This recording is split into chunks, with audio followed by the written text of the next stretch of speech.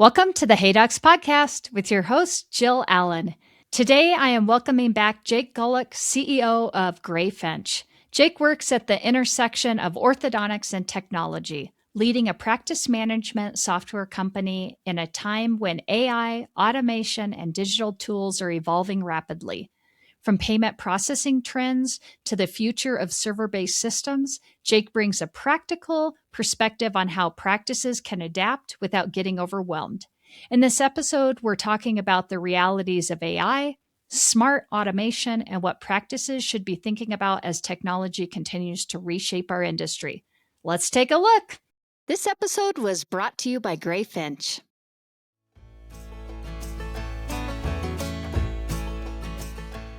Hey docs, if your new patient follow-up depends on someone remembering, it's leaking revenue. Greyfinch automates new patient follow-up, texts and emails go out automatically, and your treatment coordinator just checks their tasks list to see what needs a quick call or a more personalized message. That is one of the many reasons I recommend everyone take a look at Greyfinch. It isn't just a follow-up tool, it's a complete practice management software built to help you grow and scale. Stop leaking revenue and get $500 off your startup fee with the Jill Allen special at greyfinch.com/Jill Allen.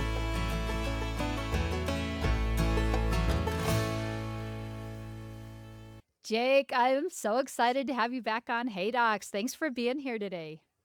Yeah, thanks so much for having me. Excited to be back. Yes. All right. In the event that there's somebody out there who doesn't possibly know who you are, would you mind just doing a quick little who you are? Tell us a little bit about Greyfinch and your role there. Yeah, no problems. I'm getting older every time we do these podcasts, Jill, but that's okay. I always have to change the length of time I've been in this industry up. But I've been in this space for around 20 years now in some capacity. And I was an early employee at Cloud9 software when they were getting things going and left there to help start Greyfinch up. And really with the mindset of trying to think about practice management software different in this space and how things are done, and lead the team over here at Greyfinch, and just super excited about the future, about what we're doing, what we've done in the past, which is cool. But with technology changes, the future is going to be very exciting. And we've got some great ideas and some great things that we're going to be showcasing that we'll talk about later on in the show, I think, as well. And at the really just trying to be different, if you will. I think Apple coined that term, think different. And that's really what we're trying to do in this space with inside the practice management software side of it, to really look at the landscape that's changing around us constantly, especially with AI and everything too, but just with products and the remote monitoring and all those kind of things too that's going on, and be on the forefront of that if we can. I love that.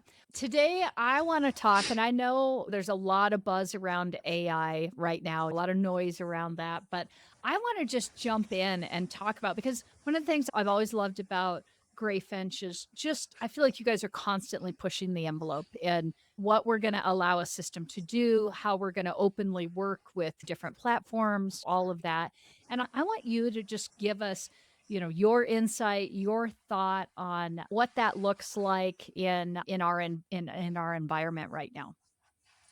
Yeah, so I think AI is so interesting because it changes so fast. What I say today may not be true in 2 weeks, right? In the sense of what the capabilities are, which is exciting and scary at the same time. But really, when it comes down to it, it's okay, we have to take a step back and say, okay, what do we want our AI strategy to be at Greyfinch going forward? Because there's so many different directions you can go with this. And quite frankly, we started down this path last year.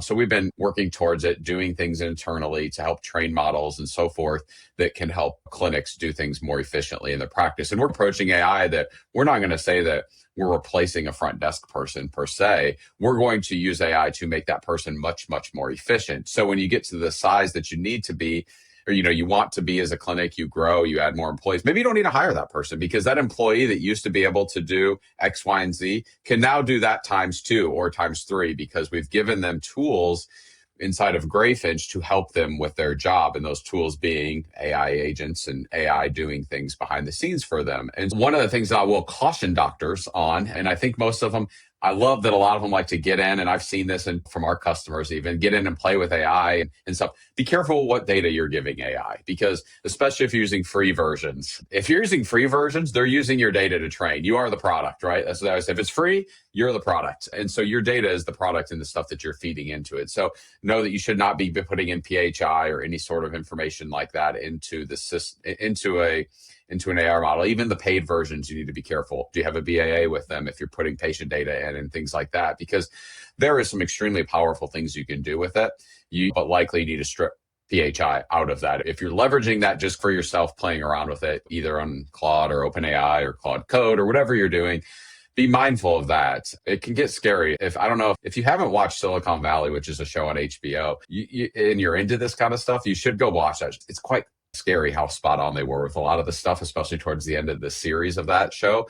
But it also opens your eyes up to the point of how scary it can be too if you don't follow the structure. And that's what I guess AI is going to be great. It's going to change the way we work with things. It already is, right, in doing those things. But you got to make sure you have the bumper set up, the guardrails and things like that. And so what we're doing at Greyfinch is a little bit not different, but our strategy is going to be AI native inside of Greyfinch. And that means that we can help you. We control the security. We can make sure that you're being HIPAA compliant with everything. You don't have to leave Greyfinch to use it. And if you're using it inside of Greyfinch, you can be confident that you're following all the guidelines, that it's secure, it's safe, because we're going to set up all those bumpers and everything for you. What it's also going to do is allow you to do some really cool stuff, right? And so there's going to be a subset of people that we're going to have stuff that's there that you can install, turn on. Boom, now you have this AI agent that's doing X, Y, and Z for you in the clinic. A very easy example is, and this is, to be fair, you probably don't need AI for this, but it can be smarter because of AI, responding to text messages and things like that with automatically. And not that you couldn't do that before without it, but now it creates another level to it, because before it's one, now it's okay, no. Now, if you don't like the response, you could say, make it sound a little nicer.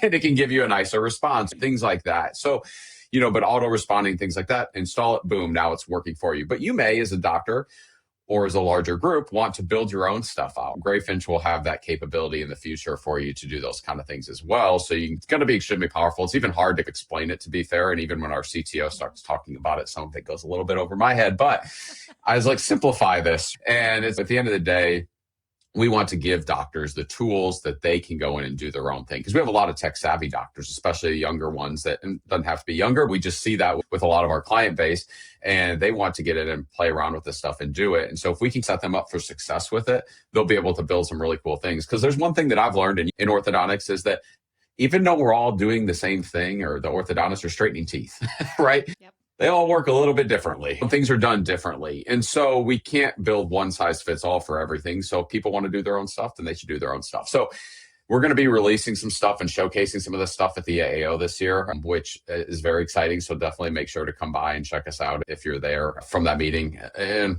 I don't know when this airs, but hopefully previous to that. But anyways, so at the AAO, we're going to be showcasing a lot of that kind of stuff and getting people's, honestly, feedback. We just had a call this morning with the doctor, and he's leveraging AI outside of Greyfinch right now because it's not all native in there yet.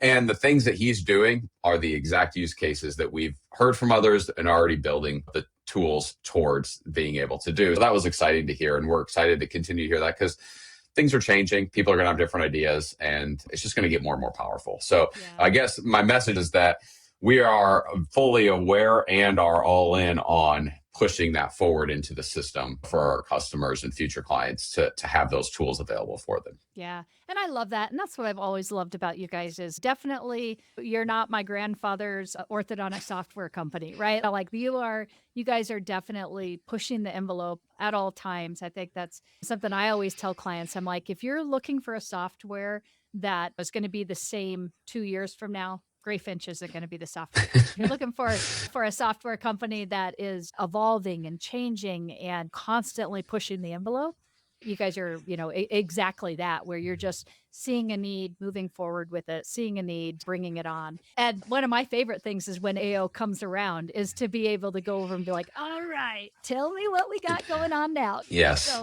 So speaking of that, I know we're going to talk a little bit about some of the new products that I don't want to say new products, but just some of the enhancements and whatnot that you guys are bringing and going to be showcasing in AO. But I want to talk a little bit just about, I'm going to take a very specific hard left here, and I want to talk about the financial arena a little bit in orthodontics and what we're seeing and what you guys are doing to help doctors, not only from a system and an efficiency standpoint, but also just what you're going to be doing with some different changes. But the one area I want to talk a little bit about, because there's a lot of buzz about payments and surcharging, and are we gonna upcharge for running credit card payments, and what's happening with insurances and all these different things. And I'm wondering if you can talk a little bit about what you guys are doing to help practices if they decide that they do want to pass on some fees, because this isn't super common. This is newer to what we are doing in our industry. And it's a hard thing in a set financial system to be able to say, like, how do I add this on? How do I work with this? And then also knowing that some states don't allow it. So how do we manage that? Because sometimes I think our docs, we all know this, will go out onto a Facebook group and 20 people are like, yes, you should do it. And then they go and then they're like, oh, shoot, my state doesn't allow me to do that. And maybe the crowdsourced information that you got wasn't necessarily right on track. So do you mind just diving into that and how you guys are helping clients with that? Yeah. So, about a year and a half ago, we really started seeing more and more requests for this. Can I surcharge or can I pass along the fees? And part of that was, I think the AO even partnered with a company that helps with that, which is, so it's in front of them. No credit card processing. This is great. Sounds great. The reality is it's not always 100% the case, but there are definitely things there. Now, I will say this. I think there's two paths. Maybe there's more, but the two obvious paths to me, if you're trying to really looking at your costs and you look at your financials and you're like, man, my processing fees are just it's a big number. And I would like to get that down, knowing that it's never going to go away 100%. But I want to get it down to as close to zero as possible. There's really two paths you can go. To me, it's you either surcharge the credit cards or you discount if they use like a discount, which is essentially a reverse surcharge in the sense that you discount if they don't use a credit card. So you're just increasing your fees to cover that. And then you're discounting it down if they use ACH, for example, which is what you should encourage them to do if that's the case. So at Greyfinch, what we've done is a few different things, right? And we've seen this, and I'll talk through a little bit about the data that we're seeing behind it too. But we've implemented surcharging. So customers, if they're in a state that allows it, there's 4 states that don't allow it, which are Connecticut, Massachusetts, California, and Maine. Okay, cannot do it there at all. If you're in those states, sorry, you're going to have to go the other route, increase your fees, and give a discount through the ACH. There are some that have restrictions, right? Colorado, for example, the max you can surcharge is 2%. Okay. Doesn't mean you can't do it. You just do it at 2%. We actually have a customer that's doing it there, and they essentially just have to they're paying 1%, so the customer's paying 2%. And that's how we're able to make the math all work. But they know at least that they're just at 1%. That's what it is every time, instead of whatever it would have been, which would have been higher had the patient not been covering part of that. Right. So there's different states that have different rules. So just always investigate that first to know where you're starting out. Then there's, of course, rules around Visa, MasterCard, and all that. We help you guys with those things. There's some things you have to do to let them know and so forth. That said, so let's talk about the other way to do it, which that's pretty straightforward. I will say, for everybody that's listening to know, is you cannot surcharge debit cards, which means that you also cannot surcharge HSA, FSA cards. So you're always going to pay for those. That's why I mean the fees will never go away because you can't surcharge those. Now, the good news is they're much lower from a cost perspective, but you will still pay for those. Now, the other side of that is to, offer the discounts on ACH and so forth. We recently, because of this, and we're seeing kind of these two different paths of offices, we recently did some updates in Greyfinch to help support that better, where we have so many different ways for patients to make payments and things like that, right? Or update their auto draft with our patient hub and all this kind of stuff, which is great. The problem is if you don't lock that stuff down and people have these rules in place, we don't want someone going and paying with a credit card on the patient hub if they were getting a discount because they were set up on ACH. So we've introduced new rules in an admin area now in Greyfinch that you can control all that yourself. So if they're only allowed to make a payment with the ACH, because that's what they were set up initially, you can set that up. So we've done some things internally as well. So really now our customers have the best of both worlds in that sense if they want to implement one of these two strategies on how they can reduce their fees. But people always say, am I at risk of losing patients if I do the surcharge? Is there going to be? Our data suggests that you're not because we've been doing it for a while. And yeah, you probably have stuff too. And we've seen it. I'm just telling you from what we're seeing, our customers that are doing it, and then their increase or decrease, and it's not affecting it. And the reason why I think is number one, a lot of people do still use an HSA, FSA card, so they're not getting surcharged for that. We have a huge subset that it's not even affecting. You're giving them an option to either use that, or you're probably going to encourage them still wanting to use the ACH to do that. You're giving them options that don't have that are very reasonable options. So they're not just going to get up and walk out that door if you have that. And they're seeing it more and more places now too. So it's becoming more commonplace. So I guess my point of that is it could be demographic. So depending on your area, the people that you serve, the patients that you have, there could be some things that maybe it does affect it. But overall, across the board, it is not affecting people's starts or anything like that by implementing these things. Again, it's not my practice, but Greyfinch gives people the tools to do that kind of stuff. And I wouldn't be scared to explore it for your practice if it's something that you've been thinking about and understand what your options are. I don't know what other practice management softwares have from that perspective. I know we're the only ones at one point that did that, but it's definitely worth exploring into if it's something you want to look at, because they can handle all that, the compliance. There's all kinds of stuff that we work with our processing partner on that to make sure that the customer is in compliance, because there are things you have to do around that, but we help you with that. So to me, it's an exciting thing that's in the future is going to continue to be. And I say exciting, it's just like everything's just evolving, right? And payments is evolving, like in general, like how many years ago, like Venmo, Cash App, those types of things, like those were the greatest things since sliced bread, I think, when they came out for paying your friends and stuff like that. Now it's become commonplace. It's just going to continue to evolve over the course of the years. And all that to be said is we're going to continue to try to stay on top of that stuff and stay with the times with what the practices are wanting to do around that. Yeah. And I love that you guys are doing this. And for any of the listeners out there, this is definitely something I advocate for with my practices. If it makes sense and your state allows it,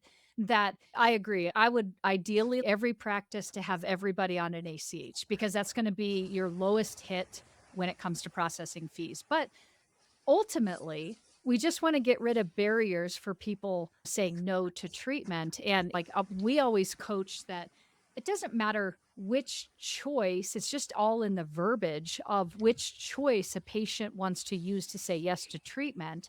We're just going to like, absolutely, if you want to use your credit card, no problem. We have a 3% processing fee that we just add on to that. It's so simple, but if we don't make a big deal about that, we aren't talking about that in our new patient exam. We're talking about that when we're doing the final piece of how do you want to pay for this? And there's probably 5 different ways that a patient could set up whatever they're going to do. So I really appreciate that we are seeing these changes in the industry, and especially what you guys are doing with this, because it is something that I don't think is going to go away. I think we're going to see it more and more. And to your point, if you think about it just as a consumer, if we think about just us living our lives as consumers, where are you going to go that there isn't you can't join a gym without a surcharge, you can't go to the Pilates club, you can't everywhere. This is, I think sometimes we forget that we're so siloed sometimes in our own industry and the practice of the past where people would come in every month with their coupon book and write a check, all these things that were of the past that our younger docs are like, what are you talking about, Jill? I've never even heard of the coupon book before. When we think about where we're going for the future, we are not different than any other industry out there that consumers are interacting with when there's some type of a membership fee or whatnot. And so I personally don't think we should be scared away from that. The goal is get those patients to yes, and then help them find the payment plan that's going to work best. And if you as an owner, when you're looking at dialing in those levers on your P&L and how do I save a little here and how do I do this, these are the little levers that we can pull as we become more established in our practices. If we're starting out with that, great. That's just going to negate it to a point. But to your point, we will never, this is part of the cold hard truth about being a business owner. You're going to have expenses that we wish we didn't, but this is just part of paying to play, basically. Yep. It is a business cost, right? But if we can help reduce that, or if we can work on ways to reduce that, that's great. And that's our goals on all of our expenses from that perspective. Yeah, absolutely. And now a word from the sponsors who make this podcast possible.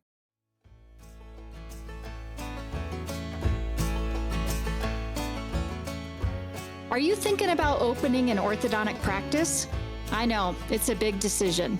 But saving 25% on the ADEC equipment you need to get started, that's an easy one. Because ADEC has a special program called Smart Start, designed to help you launch your first practice. You get up to 25% off your ADEC orthodontic equipment and furniture. You also get complimentary services to help you run and grow your business. And my favorite part, access to the Smart Start pricing for 2 whole years after you open your doors. That gives you flexibility to add more chairs as your cash flow grows. It's pretty smart. As an orthodontist, you care about getting all the little details right, and ADEC really got it right with this program. So if starting off with a big savings on ADEC equipment sounds good to you, the ADEC Smart Start is definitely worth a closer look. Just follow the link in the show notes to learn more.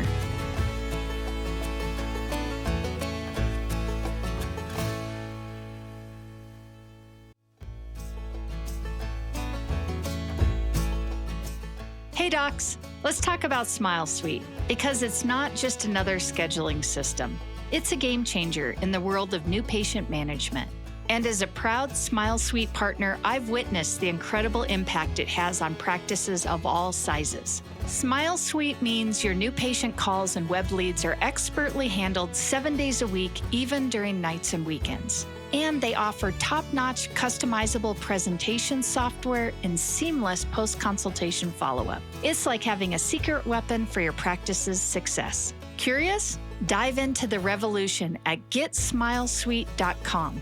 And don't forget to mention Hey Docs to unlock some extra goodies. Elevate your practice with Smile Suite, because every smile deserves a suite of excellence. So let's talk a little bit about and I just was leaning into what we're thinking about from the financials to even just from a startup perspective. And I want you to just talk a little bit about when docs are thinking about in their startup practice, getting that going, and software companies and where you guys play into that and the similarities that you've learned, because I think this is, again, you guys haven't been around for 20 years, 30 years. So what you're bringing to our industry is such a fresh take and a fresh look, which I think is really similar to what I'm seeing with a lot of my startup docs, where they're coming in and they're starting with all these fresh ideas, and they don't have some of the, the parachute pulls that maybe established practices have. Can you just talk about that from your perspective and the parallels there? Yeah, I think the first thing I'll say is for any doctors that are starting out a practice, especially today, things could have been different 10, 15, 20 years ago. Things change.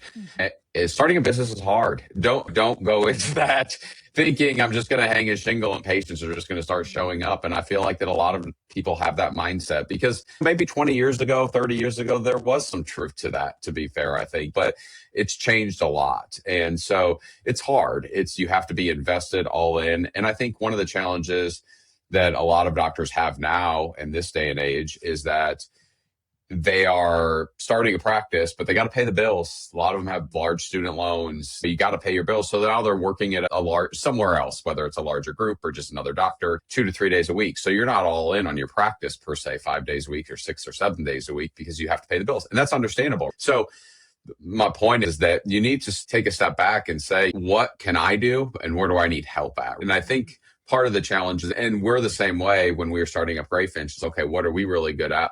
But what do we need help with, and who do we need to bring in, and who do we need to pay to help us, whether it's a consultant, whether it's a marketing company, or whatever it could be, because we all have those struggles as business owners, right? On what do we need? We're all good at certain things. We all have strengths. And I'm of the belief that we should all play to our strengths. I don't think that we should spend a whole lot of time trying to make our weaknesses better, because no one's everything. Maybe there's some people out there, but they're very few, right? We all are going to have strengths. We're going to have weaknesses. And I'm not saying to just ignore your weaknesses, but more importantly, it's being aware of those weaknesses is what you need to do. And what are your strengths? And then feed into those strengths and get people to help you with your weaknesses. And so I think that goes the same for orthodontists when they're starting a business. We are the same way here at Greyfinch. Who do we need to surround ourselves with? Who are the people we need to have? I think sometimes when you start up an orthodontic practice, and I struggled with this too. I'll take this back to even I have an Airbnb here in Arkansas that I'm notoriously just cheap. And this probably works for Greyfinch too, but just a cheap person. This boy has grown up. Sorry, mom. That's just the way it was. But that's right. Frugal. That's the better way. Yes, that's the better word. Very frugal. And that's great. But we have this and it's okay. I want to get this done as cheap as possible. Guess what? It breaks again in 2 days later or whatever. I quickly learned that just spend the money and do it. And I think that was even at Greyfinch, that's something that I needed to learn too, was is like, we just need to spend the money and make sure it's done right and not just be cheap about it. And I think there's probably a lot of truth to that when you start up an orthodontic practice as well, too, especially when you look at your equipment and your things like that and what you're buying, practice management software. If you're going to buy the cheapest one out there, that's fine, but just don't expect everything from it. I think that kind of goes back to like when you look at yourself as a business in an orthodontic practice, and we had to do this at Greyfinch, or we did this at Greyfinch too. What is our brand, right? You have to look at your identity because there's nothing wrong if you want to be the low cost leader, the Walmart. Nothing wrong with that. There's a market for that, right? But you need to make your decisions then accordingly because you can't go buy the Cadillacs or the whatever, the most expensive things if you're only charging X amount, maybe. You got to think about that as you're building out those things and how you're going to do it. If you want to be the boutique specialty high-end practice, then it better look like it in your practice with the technology. You better not hand somebody a paper form to fill out, or if you're trying to be tech savvy and that kind of stuff, right? So the same thing with Greyfinch in that sense too, is if we're going to be forward thinking on stuff, we better not have a PDF for our help guide, right? We need to have a help center. We need to have a place where people can go do that. We need to have AI and all those kind of things in there as well too. So I think your brand, and by figuring out your brand early on, it doesn't mean you can't change. It's just harder to do that after you're established. Look at brands that have tried to do that in the future. It's hard to do. But if you figure that out from the beginning and you stay true to that brand, you're going to set yourself up for much more success down the future. And part of that is don't be afraid to spend money on people like you, Joe, consultants that can actually help you and get through that, or a marketing company and agency, right, that can really help you. I had a doctor who is really struggling with marketing. And I'll be honest, I really enjoy when I get calls from doctors that are struggling, or not even struggling, just have questions, because guess what? We can all learn from each other. And I think that's the biggest thing that I would take, is because call and ask questions. How do you guys think about marketing? How do you do that? We're all business owners. And just because our business is different doesn't mean there are not parallels. And so I think a lot of times, myself in general, we get caught up and I need to talk to other people that work in software. Nah, that's not always true. For certain things, sure. And I feel like doctors probably get down that side. Your friends, the people that you know really well, that you trust, they're other doctors. There are other business owners that are doctors. That's great to an extent. But do not be afraid to ask the other people that you know that run a business. They don't have to run a business. Maybe they're in marketing. Get their feedback, get their questions. Don't be afraid just because they're not in orthodontics, they can't help you. It's all jumbled together and we all can take different ideas and pull off nuggets. And my favorite thing to do is I talked to a guy who runs a software company that actually one of our customers is her husband. And that's how I got introduced. And we talk quarterly and we just bounce ideas off of each other. What are you struggling with? Two different completely, we're both software, but two different industries, two different things, but there are so many parallels from that perspective as well too. It's just, I guess what I would say is just don't be afraid to talk to other people outside of the industry to get ideas, because ortho is so small, we're probably missing out on opportunities and ideas.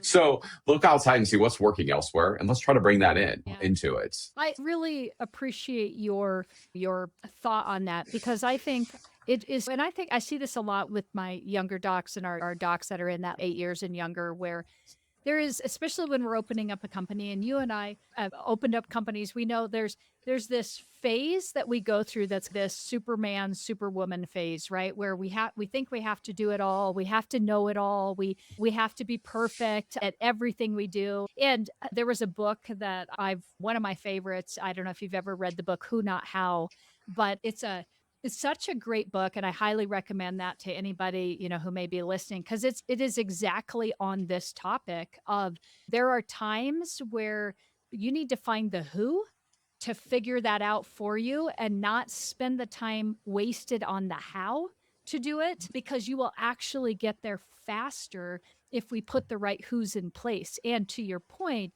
that could be somebody completely out of our industry, or somebody that can, I think I'll use bookkeeping as an example. Yes, doctor, you could spend 10 hours a month doing your bookkeeping, or you could hire a bookkeeper to do it and get it done in 2 hours. You know what I mean? And what is your time worth? What is it worth to really dive into that? Things like that. And that's just one example. But I think to your point is when, whether it's your company, my company, the docs that are listening, their companies, I love the idea of getting out of our own silo of our industry, because there is so many other industries that if you just watch and pay attention, you're like, ah, that could totally work in our industry. Or if you can just lean into, I don't have to know it all, and I don't even have to spend a ton to have it done, but it may get me to where I want to go so much faster. So I love your perspective on that. And I feel like if you talk to a lot of like great leaders and successful entrepreneurs and stuff, they'll be the first to admit it's like they're not the smartest person in the room, but they surrounded themselves with Yes. people that were smarter than them or had the skill sets of their weaknesses and complemented it. And then you work together. To me, it's about who you build around you, and the team that you build is what really helps you be successful from that perspective too. Yeah. Yeah. Yeah. And I think that even lends even beyond people, but into automation too. If you can lean into that, and I'd love to get your perspective on that too. I know you guys have built a lot just already into the software on automation, but if you can maybe just give me your insight on that, because I think the misconception is I plugged AI in place, and so there it's a forget it, and I never have to think about that again. I solved that problem, check. And it isn't really that. We have to have, it's either we're going to have a human that's doing it for us, we're going to have AI with oversight. And I'd love to get what you think about that as well. Yeah, I think if I was in a practice right now and I was just trying to evaluate my workflows, and I think that's how you should really think about is your workflows, your different steps throughout the processes. Take each one of those, write down what happens. Maybe you have all that already. Maybe you have SOPs even created, which would be great, about what to do and how to do things and stuff like that. But take each one of your daily processes and do it individually by role, right? Start at the treatment coordinator. What does their day look like? Okay, what can we automate in this sense, or what would be nice to automate? Okay, then how do we do that? And take it each step at a time and each person at a time and understand, because I think sometimes we try to automate things that could have been solved 3 steps earlier too, right? Like we're automating that, but guess what? We didn't even have to get there if we would have fixed it from the beginning. And so we need to think, you got to start at the beginning, map it all out, and then go backwards. Where can we complete this with an automation? And when we say automation, that can mean so many different things, right? Automate. But to your point, is it using AI? Is it using Zapier or different things like that? Is it using bots that are built into other external tools that you have? Because we're not just talking about your practice management software here. We're talking about your whole practice, which is many different tools, right? It's your aligners, your bracket companies, your inventories. Like, how can you make things? This is such a simple thing. And but I'm going to use it as an example because I think a lot of people, emails, as I'm sure you do, I have tons of emails every single day, right? And most of them I don't care to read. Some of them I do, some I don't. Some of them just need to be forwarded for whatever reason because I get it and it just needs to be forwarded on and so forth, right? I don't really need to look at it, so forth. Did you know, and you probably know this, but you can set up a rule in Gmail that says if it's this and this, auto forward it and delete and archive it. Something as simple as that to help clean up your inbox. So things that you don't care about or maybe you don't want to delete it, but you want to put it in a folder. And this is just a very high level, simple thing, but people don't do it. And I look at their inbox and I'm like, oh my gosh, how do you manage your email? Like you get so many emails. I don't read most of them. Then why are they in your inbox? Put them somewhere else if you want to get to them later, because your focus should be, and that's a whole nother topic on email focus and how you use email, but it shouldn't be all that stuff. It should be what you're trying to do and what you need to respond to and so forth. But look at all those aspects of your practice and what you're doing and understand how your employees work. And then you can start working on how do I automate it? Maybe it is through your practice management software. Maybe it's through AI of some way. Maybe it's through a third party tool, right? And so forth. But in order to do that, you have to take a step back and understand how your practice is being run and all the things that you're doing. And what that also does, there's kind of 2 things to it. It also helps you find the inefficiencies inside of your practice as well. Because a lot of people Jenny's responsible for this. And you just know it gets done. But did you know it's taking her 2 to 3 times as long as it should take her? And so those are the things that you start finding out when you do that stuff as well. And it's not easy, right? You got to spend the time to do it, talk to them, understand all those different things.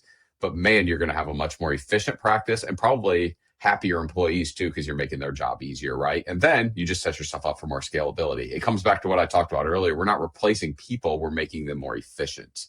And that's, but I'll tell you what, if they're not using the tools to be more efficient, then they'll never get there. You have to use those things and implement them. And you, as the doctor, as the owner, you're the leader, you have to implement those things or they will not use them. Yeah, yeah, I completely agree with you. And I think about that exactly everything that you just talked about on the business side of it.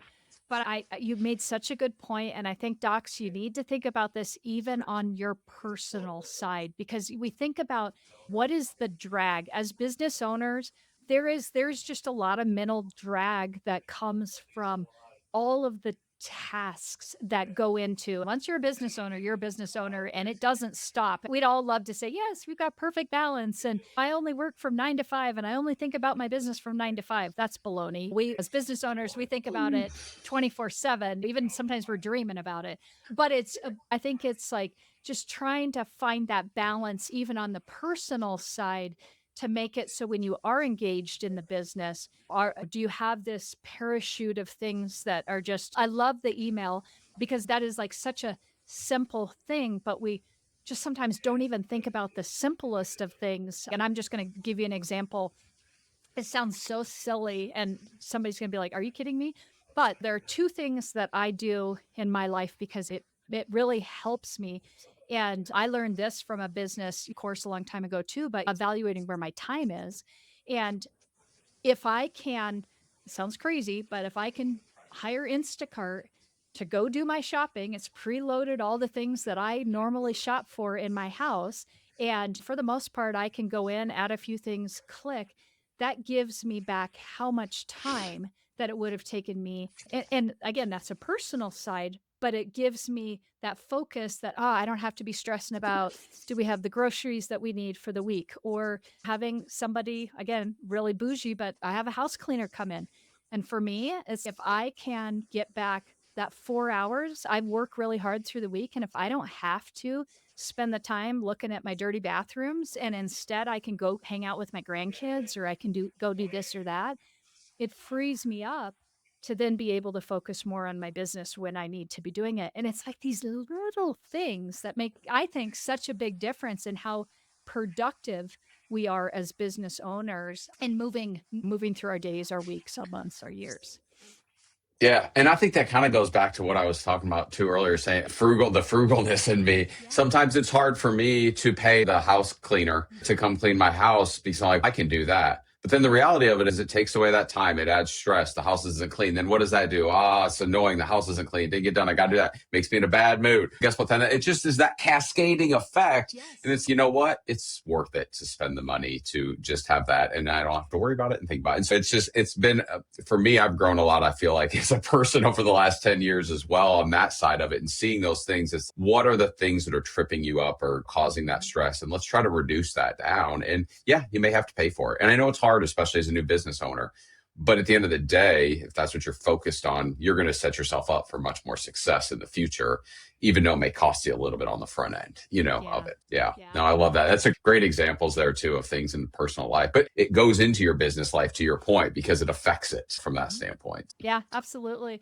As I know you and I can talk about, and I think that this was such a great episode because the AI component and then everything that we've talked about, I think it all plays in so well to where we're at right now and where we're going into the future. And as we finish up, I just have one final thought that I want you to think about because I know that we still have a lot of docs that make decisions on when we circle this all the way back to software again. And I think honestly, this kind of plays right into what we've been talking about. Do I deal with old school server? Do I go with a software that's cloud based? And what's going to cause me more stress? And because again, it's all about time and it's all about where we want to put our energy.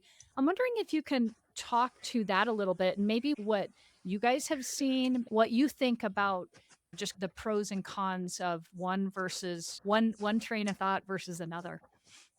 Yeah, I'm biased, of course. I've been involved in two web-based practice management software startups. So I'm going to be biased. But that said, I can understand if you have a doctor, one location, that's all they ever plan to have.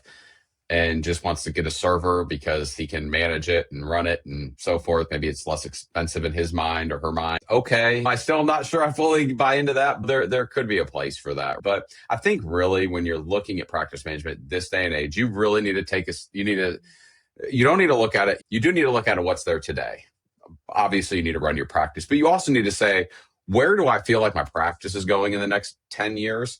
And is this software going to be capable to support my practice in 10 years? So are server-based software still going to be able to? I don't know, maybe. And I say that because guess what?